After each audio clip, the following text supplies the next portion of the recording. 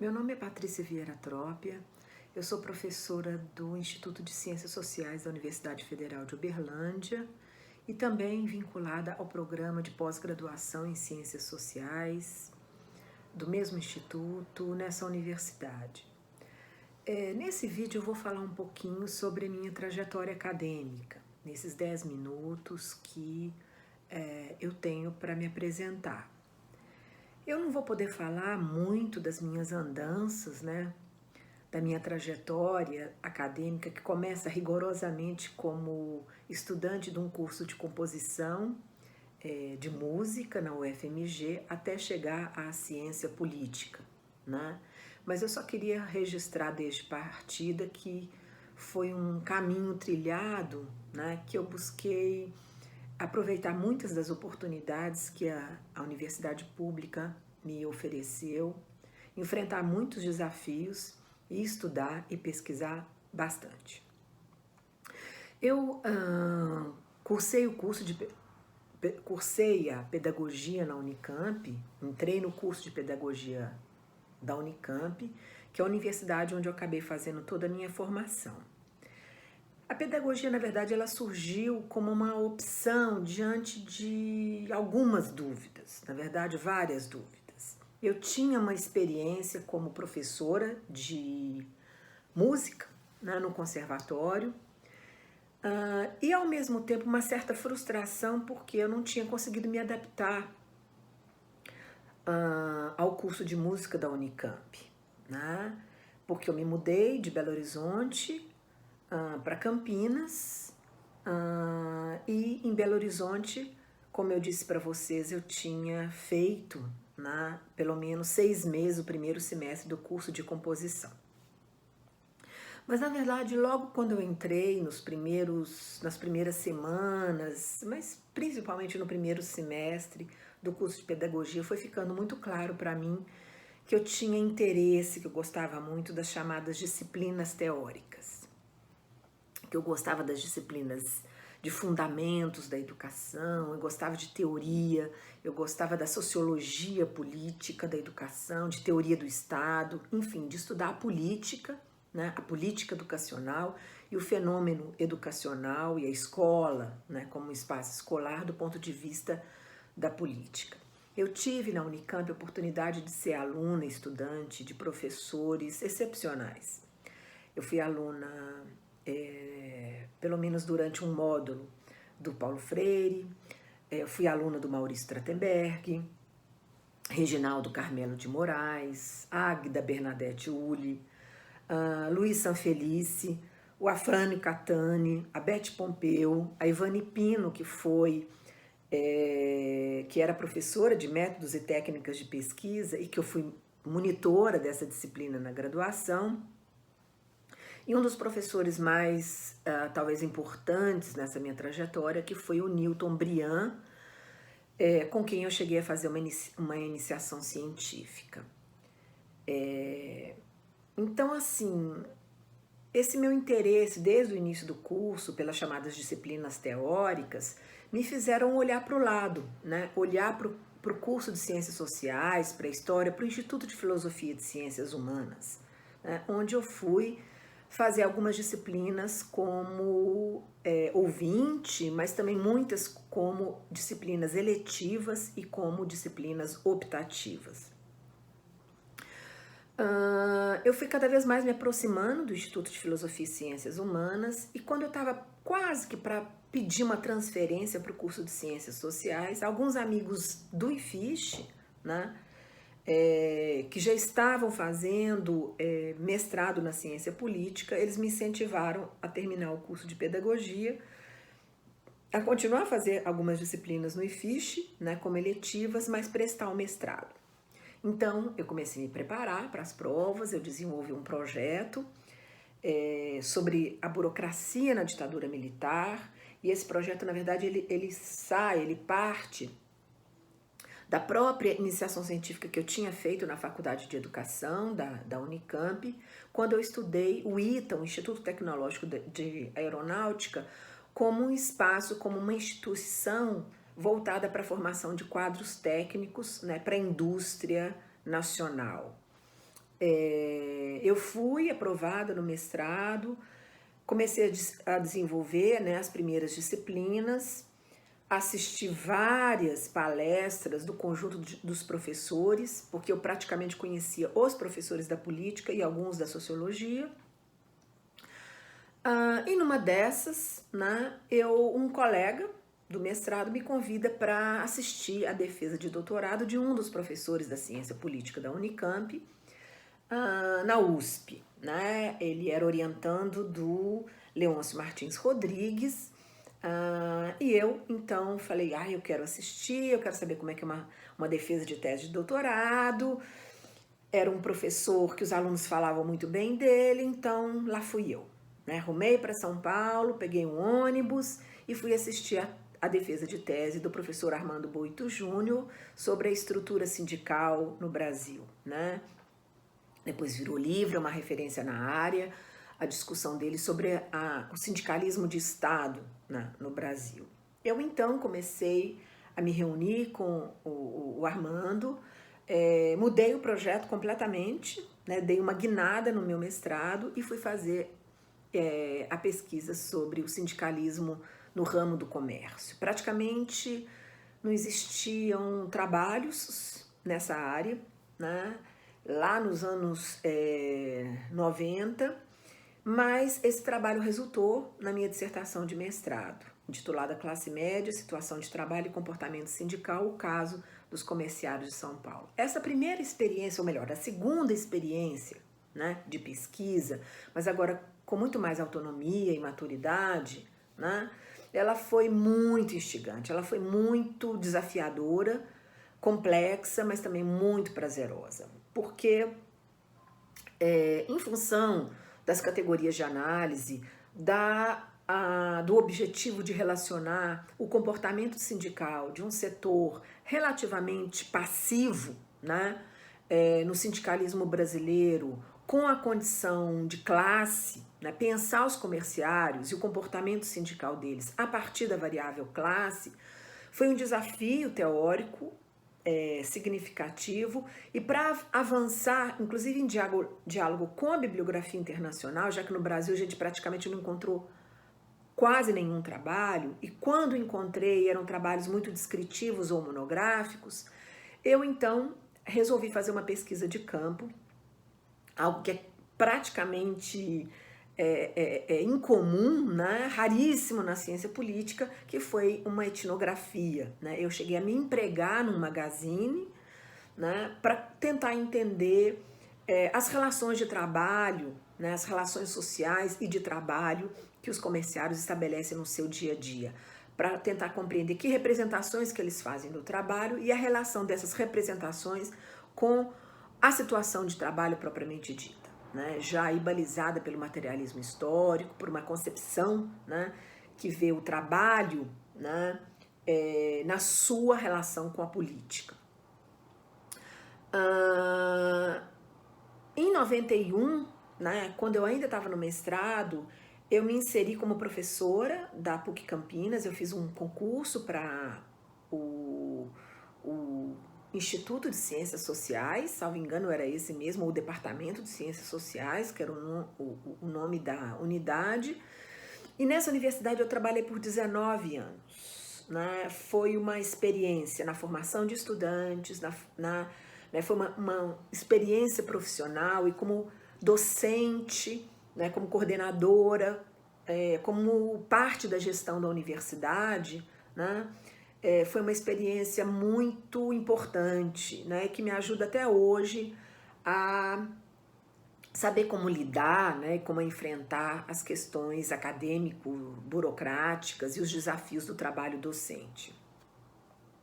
No doutorado, eu continuei pesquisando o sindicalismo, só que dessa vez eu fui estudar um outro setor, os metalúrgicos, e fundamentalmente uma central sindical que tinha sido criada nos anos 90, que é a chamada Força Sindical, né? E levei da experiência do mestrado essa dupla perspectiva metodológica, quantitativa e qualitativa. Eu realizei surveys, né, vários surveys com a principal base da força sindical, que são os metalúrgicos da cidade de São Paulo, né, uma pesquisa de longo lastro, né, uma pesquisa que buscou fundamentalmente compreender o impacto do neoliberalismo, da política neoliberal, da ideologia neoliberal, né, no meio sindical. Então eu fiz muitas análises sobre o discurso das lideranças, muitas entrevistas com as lideranças de segundo escalão e fui, por meio de um survey, captar como que os trabalhadores da base percebiam e reproduziam certos aspectos, né, tanto das políticas neoliberais quanto da ideologia neoliberal. Então foi uma experiência de pesquisa muito também instigante, apesar de cansativa e de enormes desafios. Em 2008 eu resolvo prestar o concurso na UFO, né? Fui chamada em 2009 e desde então eu continuo pesquisando, né, e orientando trabalhos sobre sindicalismo, classes médias e a questão do trabalho. Nesses últimos anos eu venho realizando pesquisas sobre determinados setores das classes médias diante dos governos do Partido dos Trabalhadores. Eu tive 2 pesquisas financiadas pela FAPEMIG, uma delas que procurou entender, né, a relação e o impacto, na verdade, das políticas dos governos petistas em determinados segmentos das classes médias, pegando quase que 2 polos opostos, né, das classes médias, comerciários e auditores fiscais da Receita Federal. E mais recentemente ainda, né, eu, em função dessa experiência, né, metodológica, com pesquisa quantitativa, com a realização de survey, com a produção e análise de dados quantitativos, eu acabei sendo convidada para fazer parte da 4ª pesquisa de perfil dos graduandos das IFES, né, das Instituições Federais de Ensino Superior, e em 2018, né, coordeno a 5ª pesquisa de perfil, a última versão, né, dessa pesquisa, justamente em função dessa experiência acumulada com a produção, né, de dados e a análise de dados quantitativos. Os meus orientandos, né, como eu chamei a atenção, têm pesquisado sindicalismo, classes médias e trabalho. A experiência como orientadora, né, é uma experiência sempre de muito desafio, de muita aprendizagem, é uma espécie de trabalho artesanal, né, que busca acompanhar o estudante, ajudar o estudante a burilar, a lapidar, a encontrar as melhores formas de compreender, né, os dados levantados por eles. Em geral, os meus orientandos fazem pesquisa empírica, articulando com o debate teórico. Raramente eu oriento trabalhos teóricos tout court, né, no sentido estrito do termo. E mais recentemente ainda, ou seja, de 2019 para cá, eu venho desenvolvendo pesquisas no âmbito da REMIR, né, a Rede de Estudos e Monitoramento Interdisciplinar da Reforma Trabalhista, que segue, né, uma tradição que eu já me inseri de pesquisa em congressos sindicais para levantar o perfil socioeconômico dos militantes e das militantes sindicais. Né?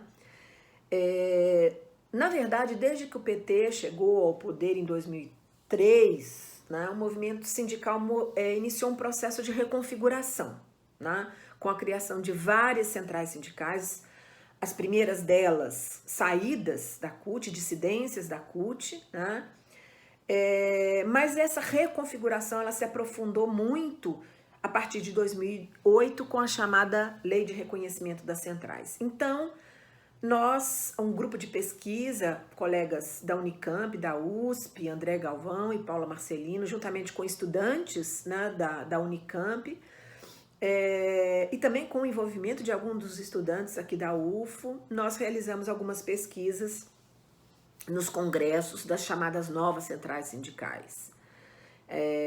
Uma delas, a CSP com Lutas, né, é uma central que nós pesquisamos em 2008 e desde então nós temos realizado pesquisas em todos os congressos que essa central organizou. E tem sido, nesse caso, uma experiência muito interessante porque os nossos relatórios, os dados que a gente tem produzido, têm ajudado a própria central, né, a se compreender, né, e a debater internamente, né, suas táticas e as suas estratégias a partir do perfil que nós levantamos. Essa pesquisa que nós fizemos com as chamadas novas centrais resultou num livro, né, sobre as bases centrais das novas centrais sindicais, as bases sociais, perdão, das novas centrais sindicais. E agora, exatamente na pandemia, né, além de dar continuidade a essa pesquisa sobre as centrais sindicais, realizando pesquisa de campo, realizando surveys, para sempre tentar compreender quais são as bases, quais são as características, né, dos militantes sindicais, das centrais sindicais brasileiras.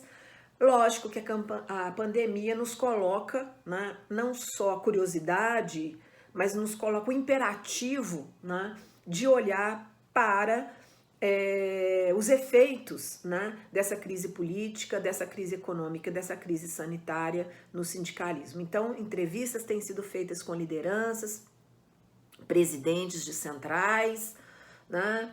E eu venho fazendo um acompanhamento da atuação, das respostas, da reorganização do sindicalismo brasileiro diante da pandemia.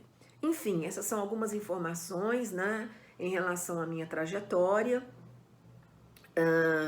O que eu posso dizer para vocês é, à medida que a maturidade avança, né, as nossas trajetórias acadêmicas vão ficando mais claras, as opções, as nossas decisões também, né? Mas o que eu gostaria, né, de ressaltar é a importância dessas oportunidades, quando essas oportunidades se mostram, cruzam os nossos caminhos nas universidades públicas, né, abrindo espaço, né, para definição de carreiras, para definição de opções.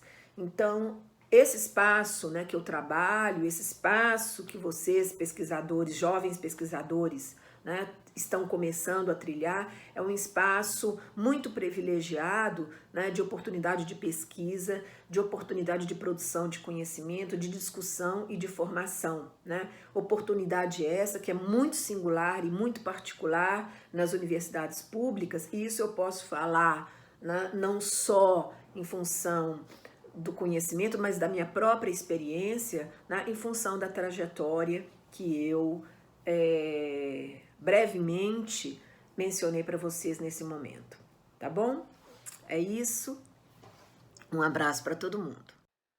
Olá, meu nome é Mariana Cortes, sou professora do Instituto de Ciências Sociais e do Programa de Pós-Graduação em Ciências Sociais da Universidade Federal de Uberlândia.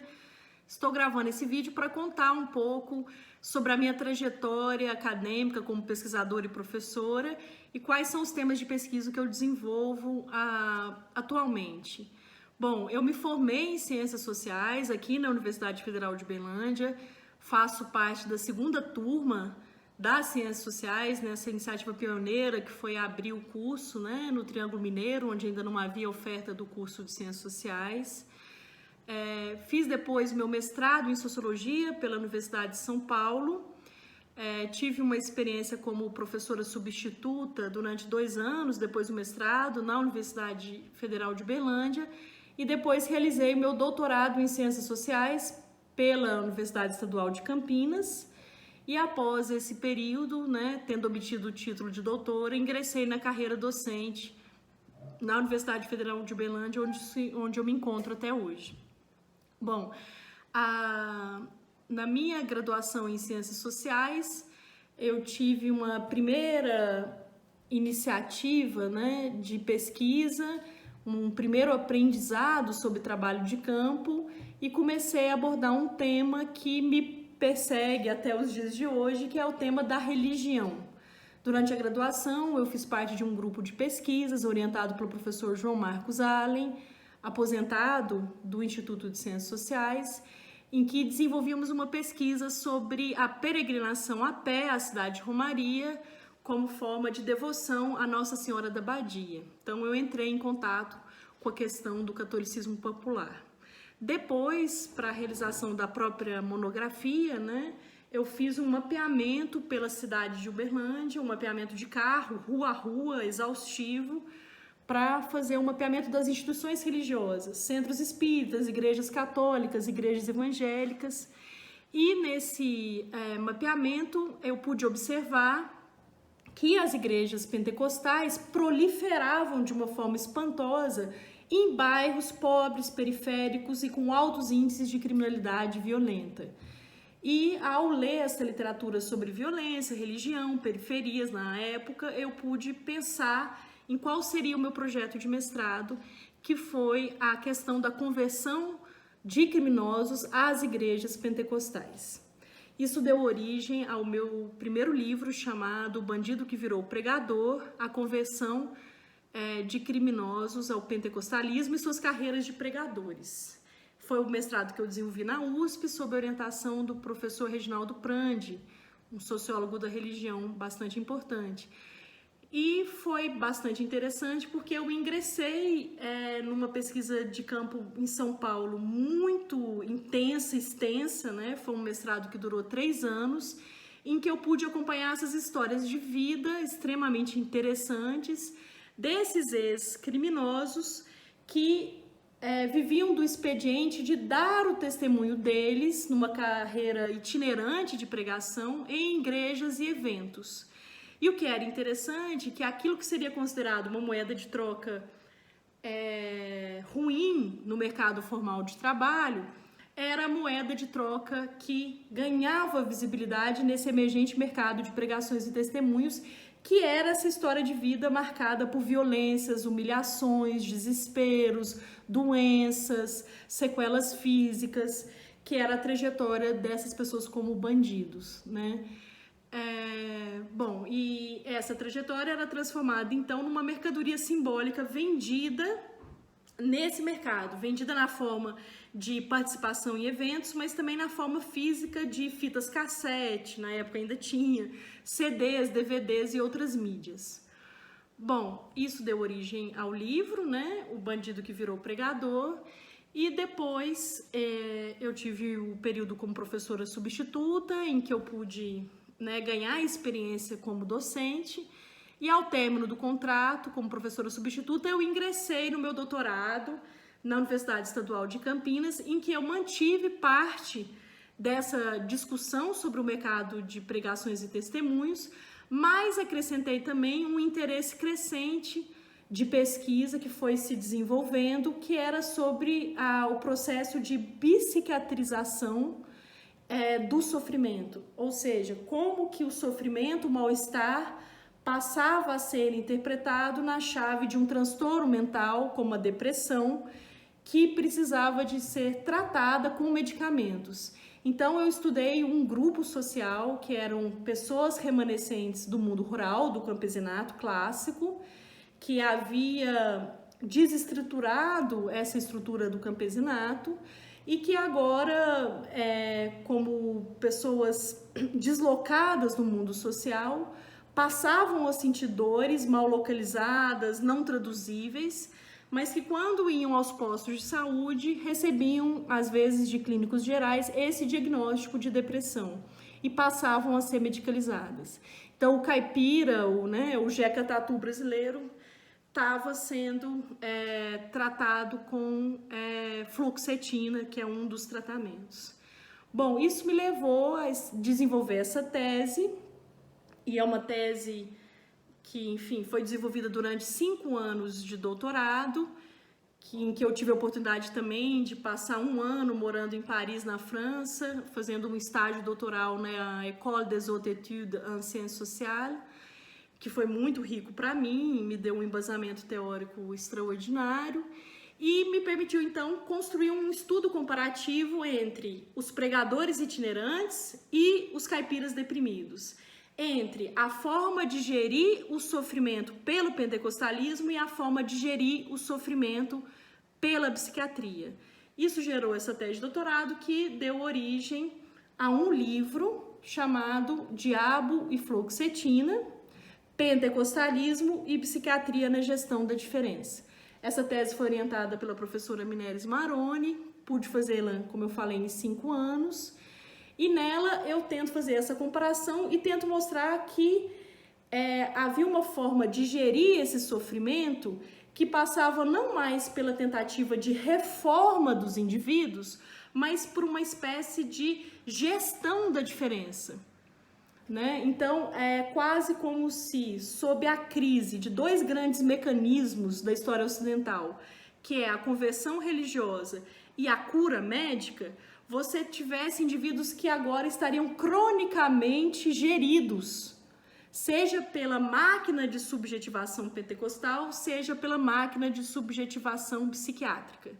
E eu pude perceber que essa forma de gestão das condutas ou de condução das condutas tinha como pano de fundo um novo modo de governar os homens que passava pela racionalidade neoliberal, que, de fato, né, como vai mostrar Michel Foucault, não pretende mudar a mentalidade dos jogadores, mas alterar as regras do jogo. Seja o jogo religioso de pregações e testemunhos, seja o jogo neuroquímico dos neurotransmissores do cérebro que podem ser geridos por medicamentos. Bom, depois da tese, eu ingressei na carreira docente na Universidade Federal de Uberlândia em 2012. Esse ano completa 8 anos que eu sou professora. Eu pude, enfim, orientar diversos trabalhos de graduação e pós-graduação nos temas de trabalho, religião, violência, psiquiatria, saúde mental, sofrimento. E hoje, no âmbito do Travessias, que é um grupo de pesquisa, um núcleo de pesquisas urbanas, em que eu coordeno junto com os professores Luciano Sena e Cláudia Stavovski, também do INSIS, do Instituto de Ciências Sociais, a gente vem desenvolvendo uma série de pesquisas, principalmente focadas nas ocupações da cidade, né, que são várias, em que tem a presença dos movimentos sociais da luta pela moradia urbana. Então, nesses espaços, a gente pode observar uma multiplicidade de atores e formas de governo das populações periféricas, seja os movimentos sociais, seja as facções criminosas, as igrejas pentecostais e também agora a presença das milícias na cidade. E então eu mantenho muito meu interesse, por isso que eu venho chamando de pentecostalismo periférico, tentando entender o pentecostalismo, o movimento pentecostal, não apenas como uma empresa de salvação, um serviço mágico, uma comunidade de fiéis, mas um dispositivo de condução da conduta e de gestão da precariedade dos pobres e miseráveis na sociedade brasileira, haja vista que as igrejas pentecostais expandem nesses últimos 30 anos, durante o período de redemocratização que o país atravessa na nova república. E eu pretendo, então, ultimamente, né, na pesquisa, argumentar que há uma relação direta entre a forma de gestão do neoliberalismo, que recorta a população numa espécie de governo seletivo, como ela vai atuar sobre grupos recortados a partir de critérios de vulnerabilidade e perigo, pobres, violentos, favelados, viciados em crack, e como essa população recortada por esse governo seletivo que pretende gerir uma população dessa forma, ela responde com a criação dos seus próprios dispositivos de governo. O mundo do crime é um, o pentecostalismo é outro. E uma das criações do pentecostalismo é aquilo que eu venho caracterizando, junto com outros autores, como um dispositivo de sofrimento, em que você cria uma máquina de subjetivação que dá visibilidade ao sofrimento das pessoas em situações precárias, vivendo nas margens. E, ao mesmo tempo que o neoliberalismo produz esse governo seletivo, ele faz essa coprodução junto com os próprios governados, os governados periféricos. Esse dispositivo do sofrimento, por sua vez, ele se alia hoje a um dispositivo do empreendedorismo que cresce entre denominações pentecostais e neopentecostais, que parte do pressuposto que você deve recusar a humilhação, o sofrimento, a servidão de se submeter a um emprego formal de trabalho em que você se submete a um patrão e, portanto, estuma a todos se tornarem empreendedores de si mesmos, ainda que seja nessa figura inaudita de um empreendedorismo da ralé.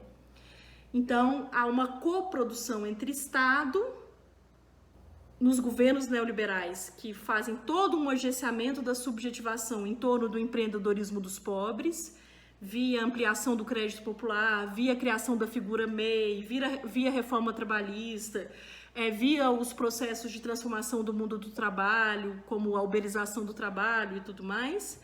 E, ao mesmo tempo, as margens criam esses próprios dispositivos que não replicam os dispositivos criados pelo Estado, mas criam seus próprios meios teológicos, eclesiásticos, organizacionais, de fundação desse empreendedorismo periférico que se conecta com o dispositivo do sofrimento, ou seja, é a recusa do sofrimento que permite você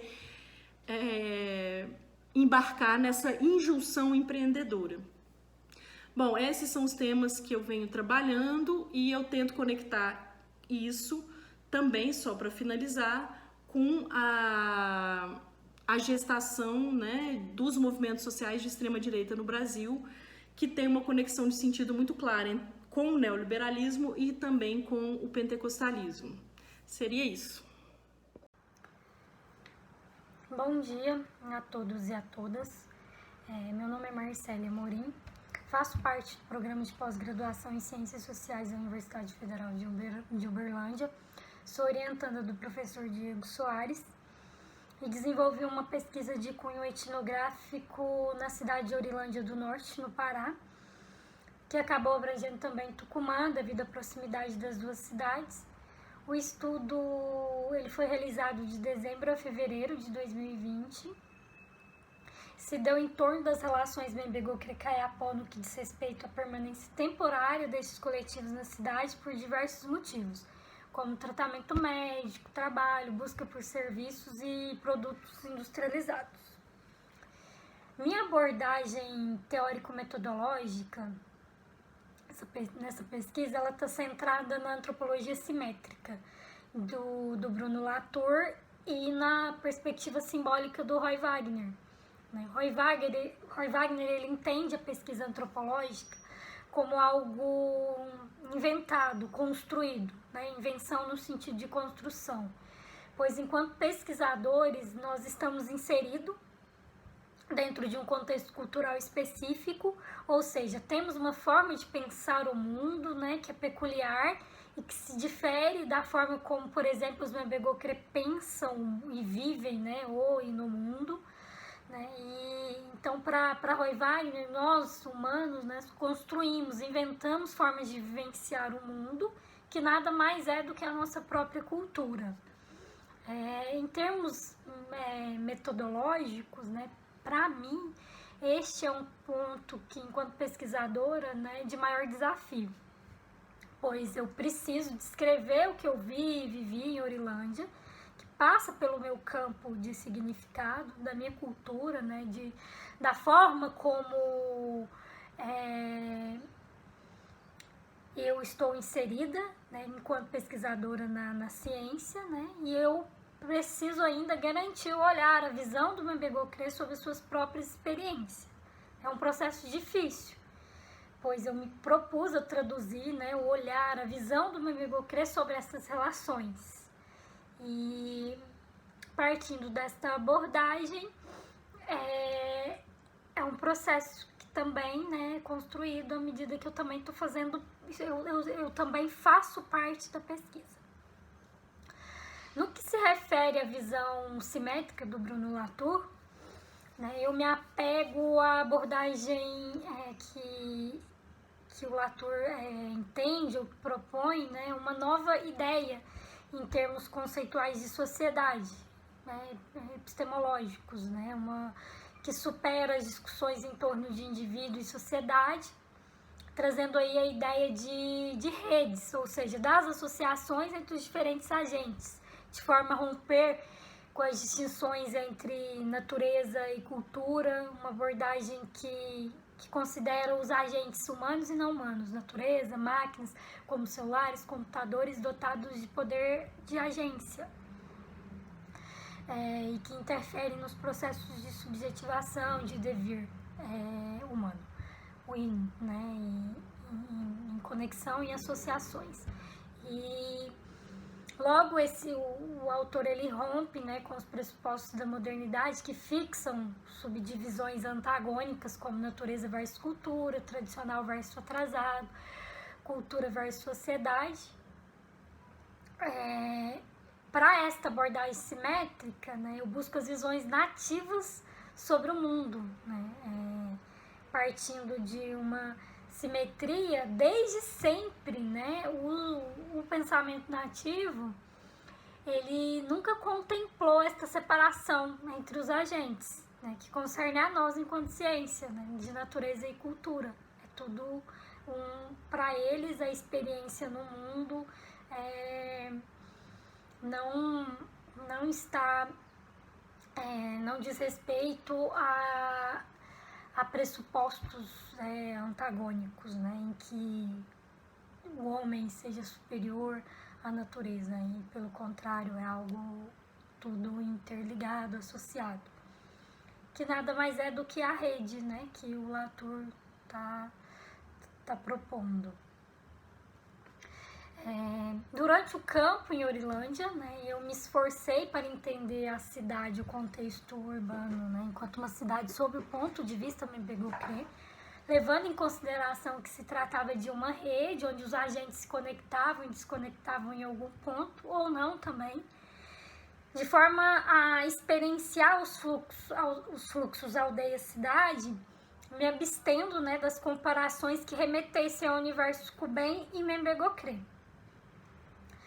Os Mbegokre, eles denominam, né, aqueles que não são Mbegokre como Kuben, sendo que os Mbegokre que são nativos, como eles chamam de Kuben Kakrit, que é parecido.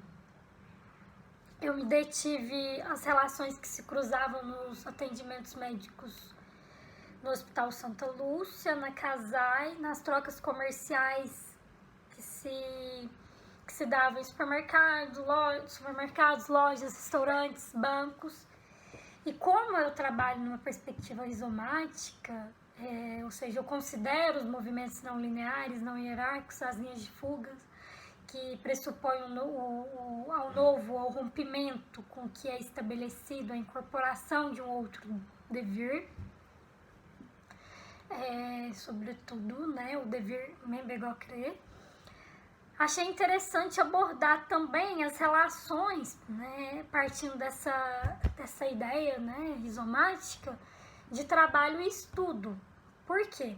De certa forma, aqueles Mbegokres que moram na cidade, ou seja, que estão de forma permanente, por mais que não seja o foco da minha pesquisa, porque o foco era as relações dos Mbegokres que estavam de forma temporária, esses que estavam de forma permanente, né, a maioria por estudo e trabalho, no final das contas se conectava com os que estavam de forma temporária, né? Aquele Mbegokre que foi em busca de médico bem acabava que em algum momento ele precisava ficar na casa de um familiar que morava em Orilândia, ou mesmo uma criança que morava na cidade para estudar, acabava usando a casa e enquanto alguém da família estava em tratamento, ficava lá o dia todo com a pessoa. E o mesmo acontecia no hospital, casos de filha com os netos que iam lá visitar a mãe e ficavam. Então eu tive contato, fui na casa dessas pessoas, né?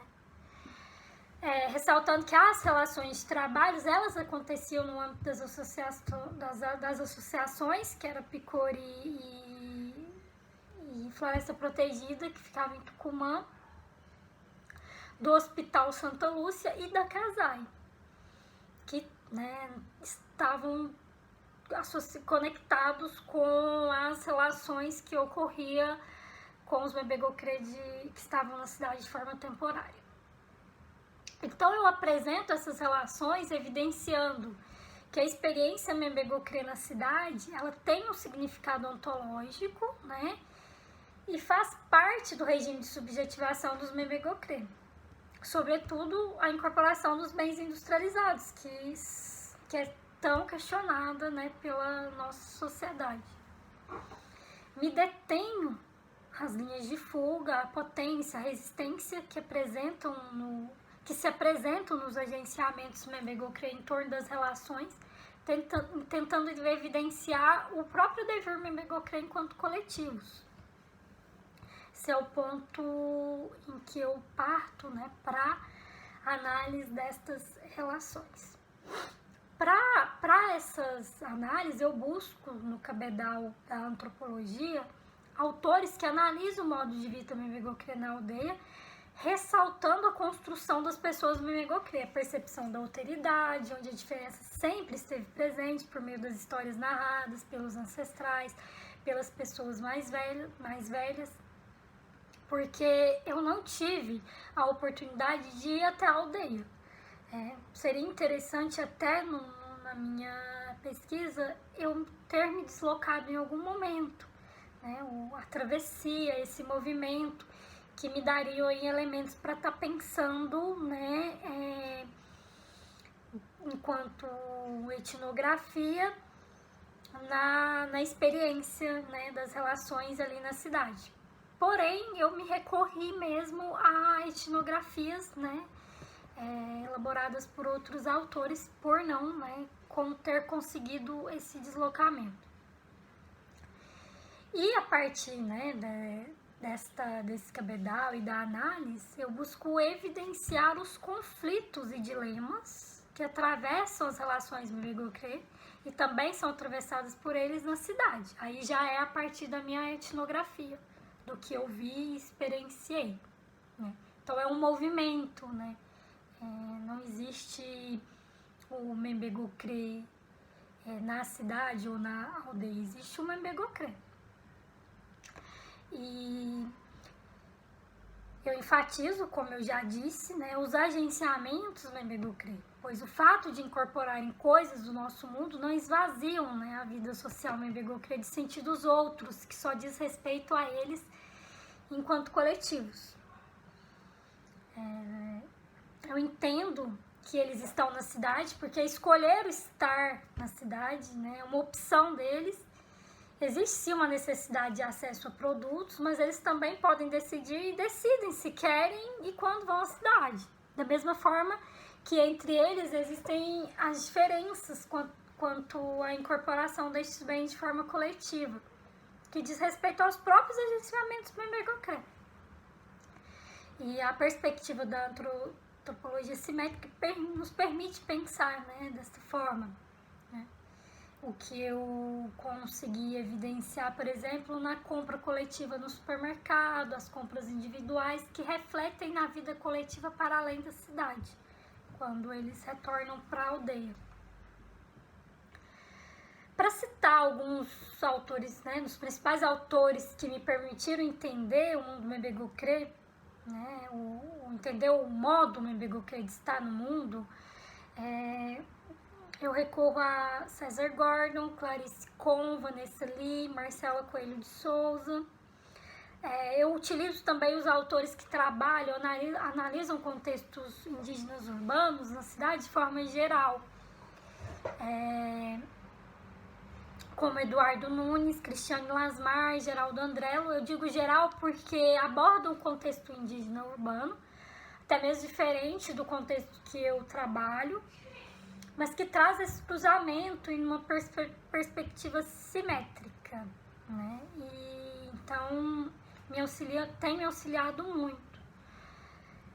Importante também, né, nas minhas análises, são os autores nativos, como Ailton Krenak, Daniel Munduruku, Davi Kopenauá, que tem me auxiliado no que concerne a descolonização do saber, nada como o olhar dos próprios nativos por eles mesmos. E ainda estou analisando e discutindo os dados obtidos em campo, mas a priori é isso. Espero que tenha contribuído um pouco na quarentena com o INCIS e agradeço. Obrigada. Culture sound system coming to shake your time.